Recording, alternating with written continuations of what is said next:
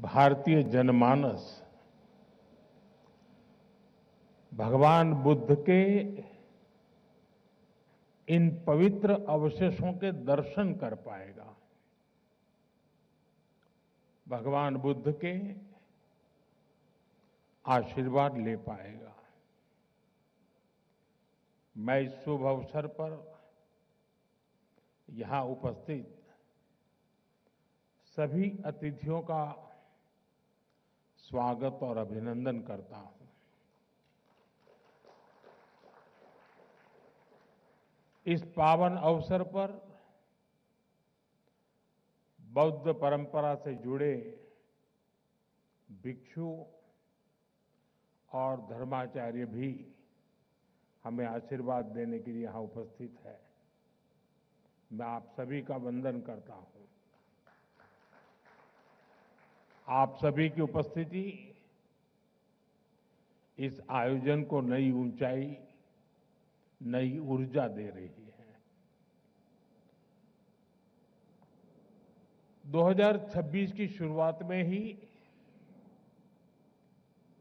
ये शुभ उत्सव बहुत प्रेरणादायी है और मेरे लिए भी सौभाग्य है कि 2026 का मेरा ये पहला सार्वजनिक कार्यक्रम है जो भगवान बुद्ध के चरणों से शुरू हो रहा है। मेरी कामना है भगवान बुद्ध के आशीर्वाद से 2026 दुनिया के लिए शांति, समृद्धि और सद्भाव का नया दौर लेकर के आए। साथियों, जिस स्थान पर ये प्रदर्शनी लगी है वो भी अपने आप में विशेष है। किला राय पिथौरा का ये स्थान भारत के गौरवशाली इतिहास की यश भूमि है। इस ऐतिहासिक किले के इर्द गिर्द लगभग 1000 साल पहले उस समय के पूर्व शासकों ने एक दृढ़ और मजबूत सुरक्षित दीवारों से घिरे नगर की स्थापना की थी।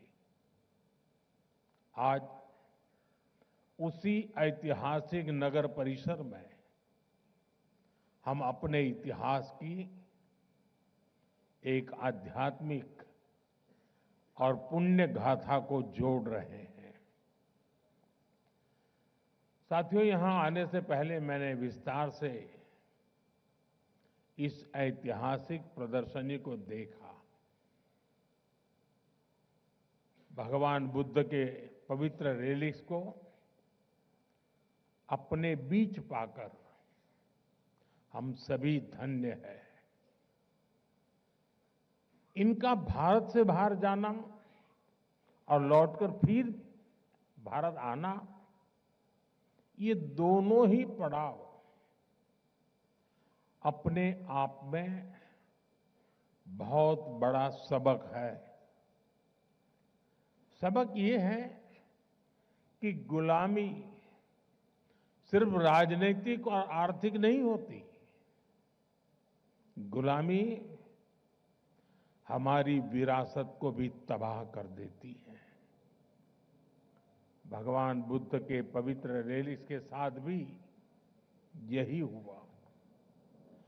गुलामी के कालखंड में इन्हें भारत से छीना गया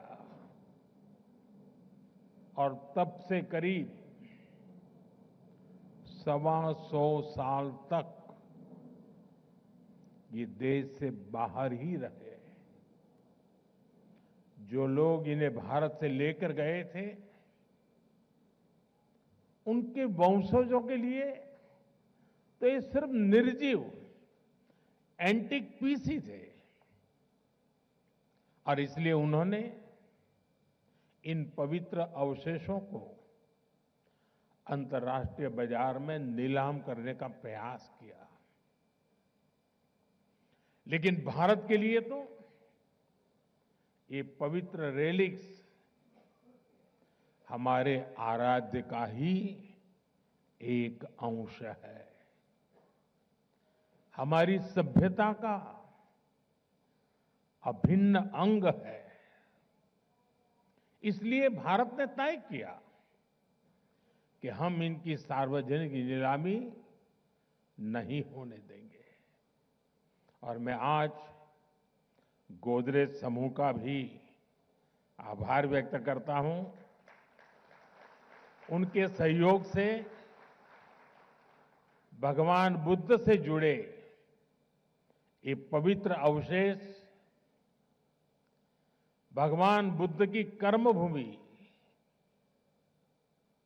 उनकी चिंतन भूमि और उनकी महाबोधि भूमि और उनकी महापरिनिर्वाण भूमि पर वापस लौटे हैं। साथियों, भगवान बुद्ध का ज्ञान, उनका दिखाया मार्ग पूरी मानवता का है और कालातीत है। ये समय में बंधा हुआ नहीं है। ये भाव हमने बीते कुछ महीनों में बार बार अनुभव किया। बीते कुछ महीनों में भगवान बुद्ध से जुड़े पावन अवशेष जिस भी देश में गए, वहां आस्था और श्रद्धा का ज्वार उमड़ आया। थाईलैंड में अलग अलग स्थानों में ऐसे ही पावन अवशेष रखे गए थे। महीने भर से भी कम समय में वहां 40 लाख से अधिक श्रद्धालुओं ने उनके दर्शन किए। वियतनाम में जन भावना इतनी प्रबल थी कि प्रदर्शनी की अवधि बढ़ानी पड़ी। वहां के 9 शहरों में करीब 1.25 करोड़ लोगों ने बुद्ध अवशेषों को नमन किया। मंगोलिया में गंदर मठ के बाहर हजारों लोग घंटों घंटों तक प्रतीक्षा करते रहे। कई लोगों ने सिर्फ इसलिए भारतीय प्रतिनिधियों को छूना चाहा क्योंकि वे बुद्ध की भूमि से आए थे। रूस के काल्मिकिया क्षेत्र में सिर्फ एक सप्ताह में 1.5 लाख से अधिक श्रद्धालुओं ने पवित्र रेलिक्स के दर्शन किए। ये वहां की आधे से भी अधिक आबादी के बराबर है। विभिन्न देशों में हुए इस आयोजन में क्या आमजन, क्या हेड ऑफ द गवर्नमेंट, सभी एक समान श्रद्धा से जुड़े। भगवान बुद्ध सबके हैं, भगवान बुद्ध सबको जोड़ते हैं। साथियों, मैं खुद को बहुत भाग्यशाली समझता हूं क्योंकि भगवान बुद्ध का मेरे जीवन में बहुत ही गहरा स्थान रहा है। मेरा जन्म जिस वडनगर में हुआ वो बौद्ध शिक्षा का बहुत बड़ा केंद्र था। जिस भूमि पर भगवान बुद्ध ने अपने प्रथम उपदेश दिए वो सारनाथ आज मेरी कर्म भूमि है। जब मैं सरकार के दायित्वों से दूर था तब भी मैं एक तीर्थ यात्री के रूप में बौद्ध तीर्थ स्थलों की यात्रा करता रहता था। प्रधानमंत्री के रूप में तो मुझे दुनिया भर में बौद्ध तीर्थों में जाने का सौभाग्य मिला है। नेपाल के लुम्बिनी में पवित्र माया देवी मंदिर में नतमस्तक होना अपने आप में अद्भुत अनुभव था। जापान में तोजी मंदिर और किंकाकुजी में मैंने महसूस किया कि बुद्ध का संदेश समय की सीमाओं से भी आगे है। मैं चीन में शियान की बिग बाइल गुंजा पैगोडा में वहां भी गया, जहां से बौद्ध ग्रंथ पूरे एशिया में पहुंचे। वहां भारत की भूमिका आज भी स्मरण की जाती है। मैं मंगोलिया के गंदन मठ में गया तो मैंने देखा कि लोगों की आंखों में बुद्ध की विरासत से कितना जुड़ाव है। श्रीलंका के अनुराधापुरा में जयाश्री मोहाबोधि के दर्शन करना उस परंपरा से जुड़ने का एहसास था जिसके बीज सम्राट अशोक, भिक्खु महेंद्र और संघमित्रा जी ने बोए थे। थाईलैंड के वाट फो और सिंगापुर के बुद्ध टूथ रेलिक मंदिर की यात्राओं ने भगवान बुद्ध के संदेशों के प्रभाव को लेकर मेरी समझ को और गहराई दी। साथियों, मैं जहां जहां गया मेरा प्रयास रहा कि मैं भगवान बुद्ध की विरासत का एक प्रतीक वहां के लोगों के बीच में जोड़ करके लौटूं। और इसलिए चीन, जापान, कोरिया, मंगोलिया, मैं जहां भी गया बोधि वृक्ष के पौधे लेकर के गया था। आप कल्पना कर सकते हैं, जिस हिरोशिमा पर उस हिरोशिमा शहर को एटम बम ने तबाह कर दिया था, वहां के बॉटनिकल गार्डन में बोधि वृक्ष का होना मानवता के लिए कितना बड़ा मैसेज बना है। साथियों, भगवान बुद्ध की हमारी ये साझा विरासत इस बात का भी प्रमाण है कि भारत सिर्फ पॉलिटिक्स, डिप्लोमेसी और इकोनॉमी से ही नहीं जुड़ता, बल्कि हमारा जुड़ाव कहीं गहरा है। हम मन और संवेदनाओं से जुड़े हैं। हम आस्था और अध्यात्म से भी कनेक्टेड हैं। साथियों, भारत केवल भगवान बुद्ध के पावन अवशेषों का संरक्षक नहीं है, बल्कि उनकी परंपरा का जीवंत वाहक भी है। पिपरवा, वैशाली, देवनी मोरी और नागार्जुन कोंडा जैसे प्राप्त भगवान बुद्ध से जुड़े अवशेष बुद्ध के संदेश की जीवित उपस्थिति है। भारत ने इन अवशेषों को साइंस और अध्यात्म हर रूप में संभाला है, सहेजा है।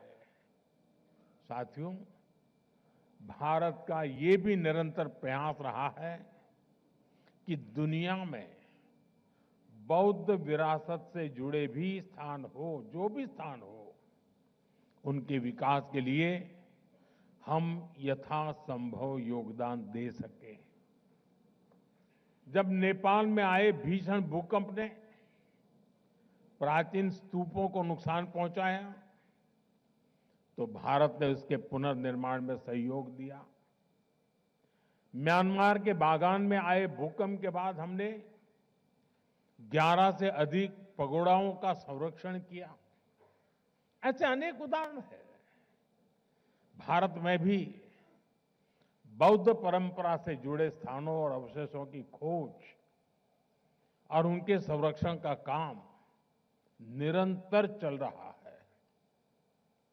जैसा मैंने आपको पहले कहा, मेरा जन्म स्थान गुजरात का वडनगर बौद्ध परंपरा का एक बहुत बड़ा केंद्र रहा है। मैं जब गुजरात का मुख्यमंत्री था, तब वहां बौद्ध परंपरा से जुड़े हजारों अवशेष मिले थे। आज हमारी सरकार इनके संरक्षण पर भी बल दे रही है और आज की पीढ़ी को इनसे जोड़ भी रही है। वहां एक शानदार एक्सपीरियंशियल म्यूजियम भी बनाया गया है, जो करीब 2500 वर्ष के इतिहास का अनुभव देता है। अभी कुछ महीने पहले ही जम्मू कश्मीर के बारामूला में बौद्ध काल की प्रमुख बुद्धिस्ट साइट का पता चला है। अब इसके संरक्षण का काम तेज किया जा रहा है।